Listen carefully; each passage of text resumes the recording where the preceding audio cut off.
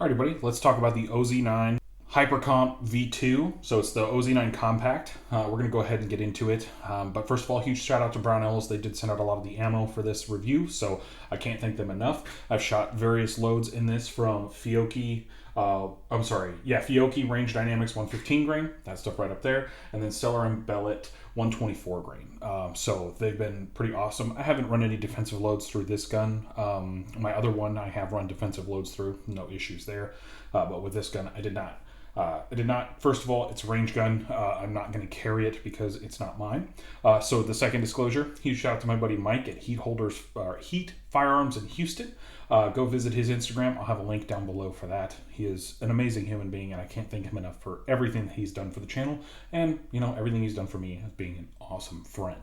So let's go ahead and get into the V2. So the V2 is probably one of the cooler firearms out there. I'm going to go ahead and let you guys know it does not come with the SRO. My buddy Mike sent it out with the SRO. So we'll go ahead and we'll discuss that here real quick. I do like the SRO. It is a very good optic. My only problem is see how far forward it sits. It does not work very well with any of the holsters that I have except for my concealed carry holster. So I'm running a tier 1 concealed Zeos V2 or whatever. I don't know. But I am running that. I ran it with an X300. It fits perfectly fine in there, no problems. I haven't had to change any of my holsters when it comes to this firearm or the other one that I have. Now, a lot of people have said the slide is a little bit thicker than a traditional Glock slide. I don't know if maybe I've worn my holster in too well or whatnot, but I haven't had any holster issues with this firearm. It works really well with everything that I have, and there are zero issues there. Just the optic is the only thing that has stopped it from working with my Safariland 65 something. I'll put in what Safariland holster I have. It is the limited edition jungle camo one. So that is the only reason, is because the optic was in the way.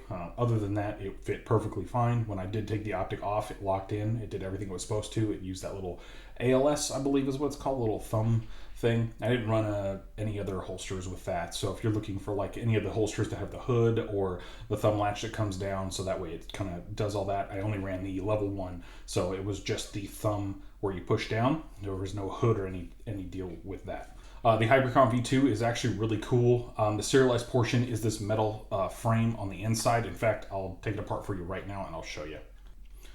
All right, so when it comes to the frame, it has this cool little inner piece. It's almost identical to kind of how you would set up a like a 365. This being like the fire control group and everything in here is kind of what keeps this thing, one cool piece. So you could technically just buy this and a grip and then mix and match slides or do whatever you want, but this did come as one piece. Now you can get the Hypercomp at Brownells if you want to, or you can pick it up through Zev right now. They do have a promotion going on where you can get the blacked out one. So you don't get the copper slide or any deal like that. The copper barrel, but you do get a complete blacked out one, and that is a special order. So if you guys would like to go and special order that, it seems like a pretty cool deal.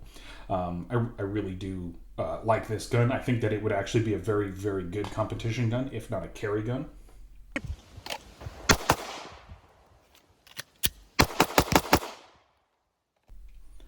So it being a carry gun, it has the 17 style frame, so it holds the 17 round mags in here, and then you have the 45, it's pretty much a 45 style in a Gen 3-ish type deal. Now, one of the things that kind of threw me off is they made this, but they made it like non-ambi. They made the magazine release ambi, so you can swap the magazine release. That's not an issue.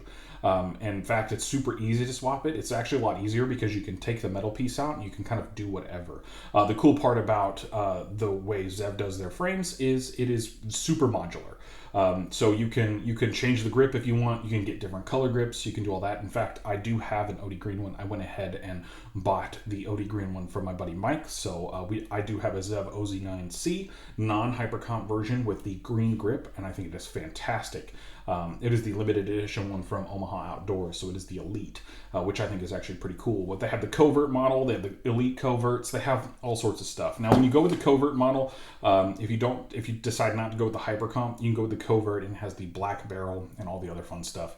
And then if you go with the Hypercomp, there are 2 versions you can get it in. As of right now, the bronze barrel one is sold out, so you can only get it in the pre-order for the black barreled one, so it's all blacked out. I think they call that one also a covert model. I don't know, you have to check the website. But it's super easy and super cool to kind of maintain and clean this gun. Now, I will tell you, I ran this with the 2 pound trigger spring in here.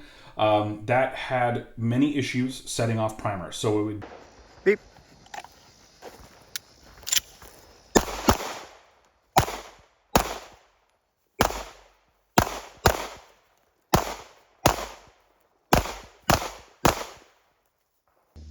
Beep.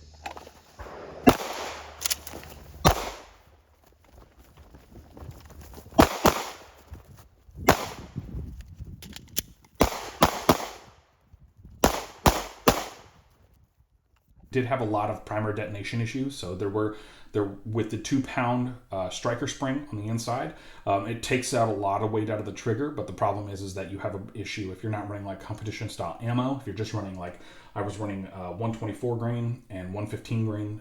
So with that, it was having a lot of issues striking the primers. You're getting dents on the primers, but it's not detonating them. So I did get that consistently. Now when I swapped out to the 4 pound trigger spring, it immediately stopped. There was no issues. Yes, the trigger pull was a little bit heavier, but it wasn't manageable. Like everything about it was fantastic, and I absolutely loved it. So either way, you do have to worry about that if you are going to just shoot regular range type ammo. So yeah. Now I didn't bag this for accuracy testing, but I will tell you at 25 yards, I was making some shots inside of a 4-inch circle, no problem, with 115 and 124 grain, and the groups didn't seem to get any larger or smaller with either one. So it seemed to be about average. It's usually what you can get. Now, and then at 50 yards, I was able to hit exactly where I was aiming at with the SRO on this guy, and it was fantastic. There's no ifs, ands, or buts about that. So a lot of the coolness factor of this is, the ZEV name, along with the modularity and how you're able to kind of build a 19, a 17, a 45, or kind of however you want to do it. Now, I will say in the future, ZEV is going away from the full-size variant, and they're going to be kind of going into the compact variant, so it's like the shortiness, I guess. I guess what they're doing is between these frames, this compact frame-ish with the centerpiece in here, now, and then going into the 17 frame, I guess they're two different sizes, like the dimensions are a little bit different, so I think ZEV is going to kind of shorten up everything into this. With that being said, I think it's a cool idea. I like the compact frame. I like the 45 style because with that you have the 17 grip, and then you have that more compact slide, which is cool for if you do want to EDC this, which I do EDC the OZ9C that I have, and it's not a problem. It's actually really cool.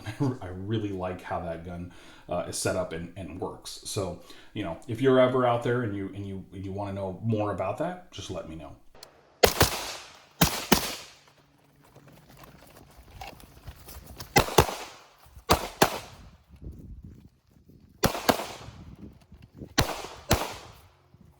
Coming into the trigger, as I said, with that 4 pound trigger spring, it is a bit harsher on the wall, but you get a lot less take up than you get out of like a standard Glock. If you look at this Glock right here, now this does have a Apex trigger in here, so if you're looking at like a standard Glock, you have a lot of take up right here. Whereas with this guy, you get a lot less of that. There's a lot less travel there, and then you get a very, very firm wall, little bit of creep, and then it kind of pops back. And then it breaks. So you have that creep, and then you have that false like trigger, and then you have the trigger. But when you're shooting fast, you do not notice it. Beep.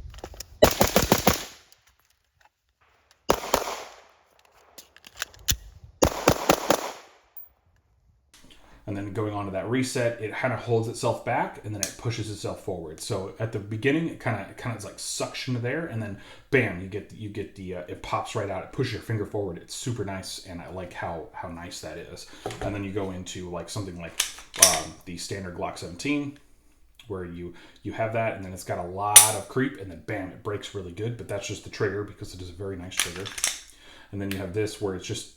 The reset, I think, is just a bit smaller on the Apex, but, it is what it is. This is pretty much a bone stock gun, so I don't know if that's anything that you guys are interested in, but I think it's pretty cool. gun is extremely fast and accurate. It does have a lot of front heavyweight. I wouldn't say necessarily it's a super heavy gun, but when you do put it on the scale, in fact, I do have pictures of this on the scale I'll put in right now. It's nice, especially when you have a good loaded mag. It feels weighty in the hand, but it doesn't feel like cumbersome. Like this is definitely a decent competition gun, especially with those 4 ports up top. I mean, this thing, when I'm talking this gun shoots flat, you can literally just watch your dot move just a little bit vertically. Like it doesn't move very much. It just sits there. It does what it's supposed to. With the OZ9C that I have, instead of the Hypercomp, you get a little bit of that. You don't get that as much with this. Now you can look here. They did take some lightning cuts out of here, but I don't necessarily understand why they took lightning cuts out, but they didn't go all the way through.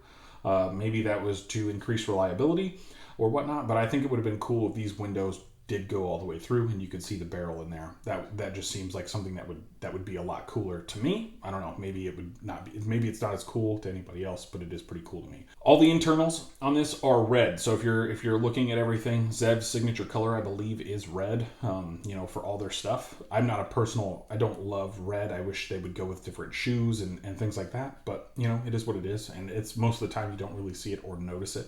Now, they do have the integrated front sight into the island compensator here, so they do cut the barrel out to make that compensator sit right in there. So there is a lot more machining time on this gun, which probably might justify a little bit what would you call that? It would justify the price of this firearm. This is an $1,800 gun. You can sometimes pick it up for around $1,600 if you know where to shop, or you're looking for deals, or you go around holiday time. You can find some of that. But even then, I don't think they really make too many of these around the holiday time, specifically because these are very limited production firearms. Wow, English. You'd think I would be better at that. Beep.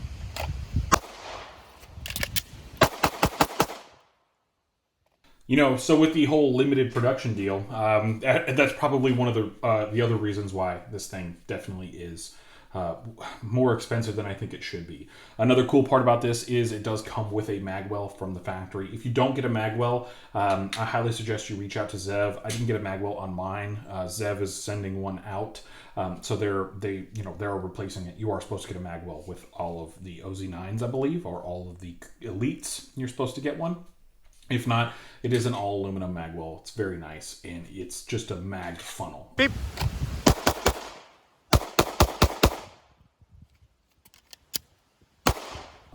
More than anything, it's really cool. Now, I haven't had any issues with the Magpul mags, but it does come with 2 of them. They do get used a lot. As you can see, I use one a little bit more than the other. But yeah, they're good mags, 17 rounds, unless you live in a communist state where you have to have a lot less than that. So yeah, by all means. They're decent mags. I highly suggest if you're going to take some practice on the range, these do work. I have seen issues with the OZ9, some of those light primer strikes with my OZ9. It was having some issues when it got really dirty, sending those rounds up in, and they were catching on the extractor here.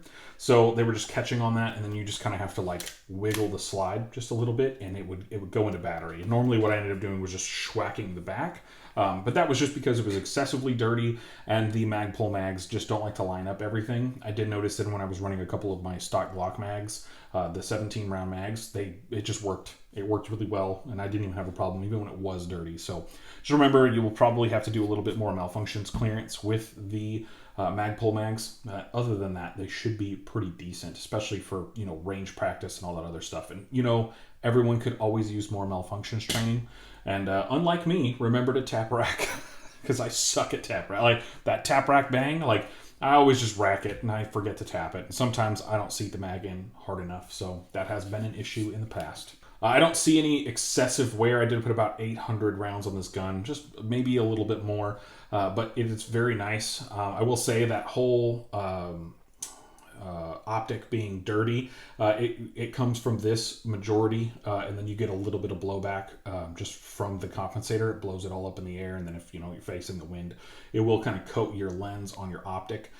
This is a main annoyance for me. It's the same annoyance I have with the Smith & Wesson. I know why it's there. It's like a loaded chamber indicator type deal, but it does end up putting a bunch of carbon into your onto your optic if it has one sitting here. Now with the Holosun 407C that I have, the optic sits a lot farther back, so you don't have that issue. Another cool thing is there's a company called Dauntless Engineering. They make an adapter plate for the MPS and the Acro. They do not make one for the, what is that other one that I have? The 509T. They don't make one for that, and not a lot of people make those plates. So if you're out there and anybody wants to make an adapter, because the stupid Zev posts on here, if you want to make an adapter for the 509T, I highly suggest somebody hops on that bandwagon market, because this does not have an adapter for that, and it would actually be cool for you to be able to run a 509T on here, because, you know, sometimes we do like cheaper optics. We don't want to have to run anything super expensive, even though the MPS and the 509T are in the same kind of price point. But if you do head on over to Brownells, use code BOP10 if you want to buy an MPS, and definitely slap one on your Zev OZ9 that you get over there. It's a very good gun. The double undercuts here are fantastic, and they are very good. Like, when you're right in here, you're just able to tuck your hands up in there. The 1911 style grip angle definitely just helps with the pointability and shootability of the pistol. I do prefer it over, the only good thing about 1911s is the grip angle, so I do prefer it over the stock Glock grip angle, because it is more, it's like more wrist forward, whereas this is more wrist vertical. And then if you know any of my AR stuff, I run a lot of the B523 grips, the P23 grips, these more vertical guys. I really like those, and they just work, and it's good for my hand placement. I know not a lot of people like that, but I definitely do, and I very, very much appreciate the fact that this does have a 1911 style grip angle. So when you go and you just funnel those mags in, it's fantastic, and you're able to get everything. Now I will say I don't have the largest hands in the world, but I don't have the smallest. I think I wear an extra large in gloves. Running the magazine release on this side on my OZ9C, it's kind of a pain sometimes, because I get used to pulling the gun this way, but then when I go too fast, sometimes I forget about it. Now again, this is a training issue. So what I've ended up doing is I swapped my magazine release back to the other side, and I will continue to train where I release the magazine here and then drop the slide here, because that's just how I've always trained. And a lot of people are like, oh, it's faster if you come over the top. I've trained both ways, and it's never been one of those things where it's like either one is faster. Every time I've timed it, it is what it is. But if you're a right-handed person, by all means, run your magazine release here. It definitely, it's your thumb is able to reach it. It is an enhanced magazine release, has a lot of dimpling, very good. And the stippling on this gun is fantastic. When you ride your thumb right in here, it just stays there, doesn't move. A lot of that does have to do with that hypercomp, but again, you have this. So enough of my word salad. What would I give this? I'd give this 2 thumbs up. I think this gun is a very, very, very good firearm. If you're out there and you're looking and you really want to spend, if like you hate money and you love Glocks, by all means, waste it on this guy. But if you love money and you don't want to buy a Glock, I can completely understand why you wouldn't want to buy an OZ9C Hypercomp. $1,800 firearm is, a lot of people out there, including myself, can't necessarily part with $1,800 very easily. So I highly suggest, if you're out there and you want the OZ9C or the OZ9 Hypercomp V2, which this is the V2, if I didn't already say that, it is the V2. By all means, go pick one up. They're fantastic guns. They shoot really well. They fit everything the way they're supposed to, unless you're running an SRO. My Tier 1 concealed holster definitely works with this, and my Safariland stuff works with this, and I've had not a single issue other than the optic being too far forward for me to run with my Safariland.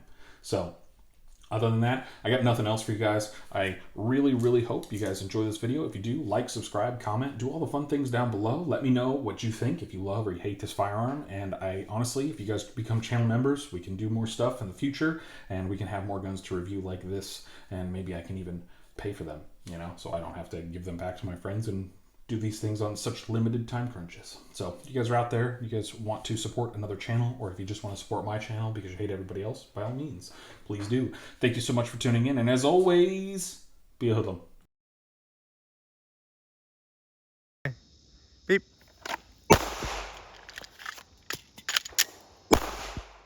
God damn it. Well, you're going to see it in all these videos.